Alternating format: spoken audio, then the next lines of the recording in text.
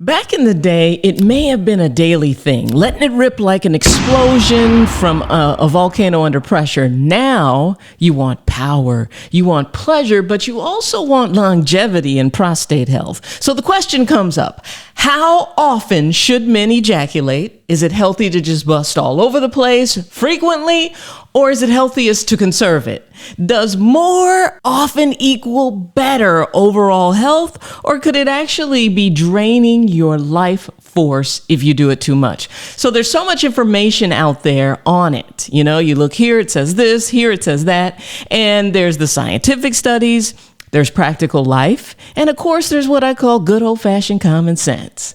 So today, we'll unpack all of it. I'm Dr. Rachael Ross, and every day is Hard Week, where my goal is to help over 1 million gentlemen, over 1 million men worldwide get hard for free. So start your journey at eage.me and see if your erection is aging quicker than you are. Okay, so is it better to ejaculate as much as possible or limit it? So first, we'll discuss cultural practices kind of surrounding ejaculation. Then we'll discuss what the science really says about frequency of ejaculation. We'll then get into a discussion around the anatomy of prostates and prostate cancer. Then the shortcomings surrounding the data and the science behind this particular topic. And then I'll do what is absolutely unheard of in the medical field and the medical community. I will give my opinion based on over 15 years as a physician and sexologist focusing on men's sexual health. So let's unpack it. Now, according to ancient traditions, semen is seen as a sacred thing, your very essence. From China to Africa, many cultures really viewed frequent ejaculation as a loss of vital energy. And in traditional Chinese medicine, they believe that too much ejaculation will deplete your jing, your core life force. And Taoist texts recommend kind of spacing ejaculation based out on age. The Tao of Sexology says every 4 days in your 20s, every 10 days in your 40s, and only once a month in your 50s. So if these cultural traditions like Ayurvedic medicine, semen is considered the most refined tissue in the body. They believe it takes 40 drops of blood to make 1 drop of semen. So wasting it carelessly is not something that they preach. That was practically a crime against your own vitality. And some people still feel like it is. Islamic and Jewish traditions also placed spiritual weight on ejaculation, teaching that it should happen within purpose-driven sacred relationships, not as a recreational release. And many tribal systems taught that ejaculation before battle or ceremony would weaken a man's power. Now, that's a lot of cultures across a lot of time saying, hold on to your power, brother. But, then there's the science. In 2016, a large Harvard study published in JAMA Oncology made headlines by saying the exact opposite. Men who ejaculated 21 or more times per month had a 20 to 31% lower risk of developing prostate cancer compared to the guys who ejaculated only 4 to 7 times a month. And this actually echoed an earlier study from 2004, which found that higher ejaculation frequency in younger and middle-aged men was actually associated with a decreased risk of prostate cancer later in life. Now, so that sounds pretty convincing, right? Like, do it all the time, do it all over the place, but let's not get carried away yet. Because first, let's break down how prostate cancer developed, and then let's talk about some of those flaws. Now, the prostate is a small gland that produces fluid that's rich in zinc, citrate, and enzymes that are designed to nourish sperm. Now, under ideal and healthy conditions, the cells lining that prostate grow at a normal, regular pace, and then they undergo regular cell death or cell turnover. But over time, due to things like chronic inflammation, chronic disease, oxidative stress, environmental toxins, hormonal imbalance, those cells can really start mutating or changing in a really bad way. And once enough mutations build up, those cells start to grow uncontrollably and in a disgusting fashion. And the result, prostate cancer. Now, here's where ejaculation comes in. Scientists have proposed several theories to why they're finding that frequent ejaculation may help reduce the risk of prostate cancer, theoretically. One is ductal clearance. See, the prostate is full of these tiny ducts where fluid can stagnate. And when ejaculation is infrequent, that fluid and the toxins can kind of build up. So ejaculating regularly may help flush out carcinogens, reactive oxygen species, all the bad stuff, inflammatory proteins. And the next reason is they think it reduces inflammation, maybe. That ejaculation may reduce inflammation by draining those stagnant secretions, that ejaculate that's just sitting there.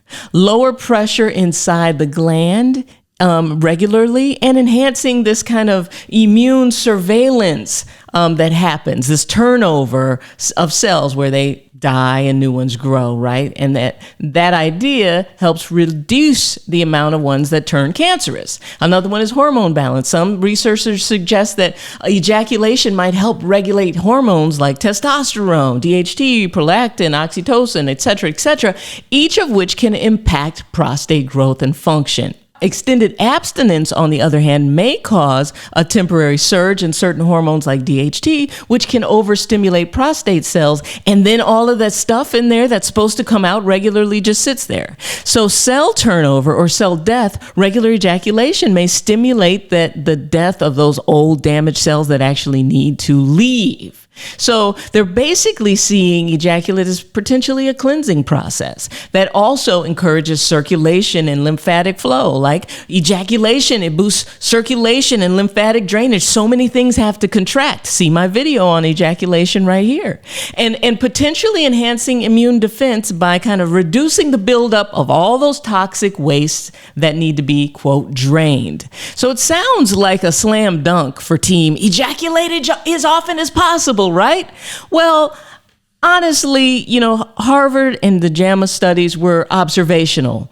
So they found a correlation, but they didn't find a cause, and they relied on self-reported data, mostly from white guys, and didn't control for all things that are variable, like the diet, toxin exposure, sexual activity type, partnered versus solo. And then there's something really important that I think that they missed out on. Men of African descent who are at a much higher risk of aggressive prostate cancer, they were really underrepresented in those studies. So I'm like, I don't know what to believe here. That means the advice to ejaculate more might not be a one-size-fits-all, right? So we also need to consider the energetic cost of ejaculation. See, modern life, it's full of stuff that drain men at work. You got work stress, processed foods, environmental toxins, blue light exposure, poor sleep, and chronic ejaculation without proper replenishment is really going to further deplete your core energy. It just is, especially if you're not supporting testosterone levels, nitric oxide,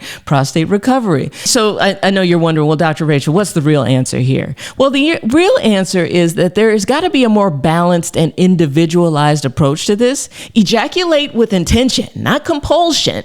Make it meaningful and not mindless. Now, don't just sit there and watch the computer screen and do this regularly. And if you feel fatigued and emotionally depleted after ejaculating, experiment with spacing it out. Use some of these ancient concepts. Use pelvic floor exercises and prostate massage to improve circulation and to detox, especially if you're not ejaculating often. Then focus on nutrient support like zinc, selenium, omega-3s, antioxidants. I have a whole video right here on how to support your prostate. Now stay regular too, because chronic constipation can contribute to pelvic congestion. You just got poop sitting right behind your prostate. And emerging studies suggest a possible link between sluggish bowel and prostate inflammation. So due to the fact that they share that same lymphatic supply, so when your gut gets backed up or there's boo-boo sitting behind there, toxins can circulate and get to nearby structures like the prostate. And finally, listen, prostate massage, it's a powerful tool to increase blood flow, kind of move some stagnant fluid, support gland health. Now, there isn't a ton of clinical data that shows that prostate cancer is prevented by prostate massage. Holistic practitioners, including myself, advocate for this. So how often should you ejaculate? Now, the science says somewhere around 3 to 7 times a week might offer protection, right? But ancient wisdom and your own common sense says conserve your energy and really ejaculate with intention. And I say, listen to your body, Experiment, adjust, recover, and reignite. Now, and before you go, all this week and every week is hard week. And that means I've made it my mission to help over 1 million men get hard for free. It all starts with a quick, powerful tool I created just for you. Head over to eage.me or just scan the QR code right here on the screen and use my proprietary calculator to find out your age. That's right, your erection age. You may be 35 or 55, but how old is your erection really? And once you know your age, you'll get personalized recommendations to help you age in reverse so that you will have a different age than your buddies, right? Now, then subscribe to the channel. Come back here. Let me know what your age is in the comments. Challenge your boys to do the exact same thing.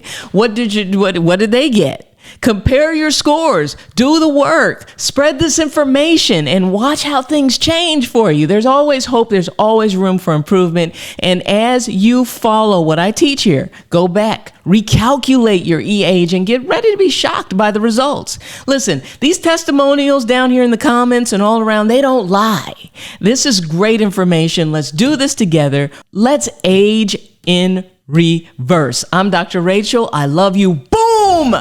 I'm out.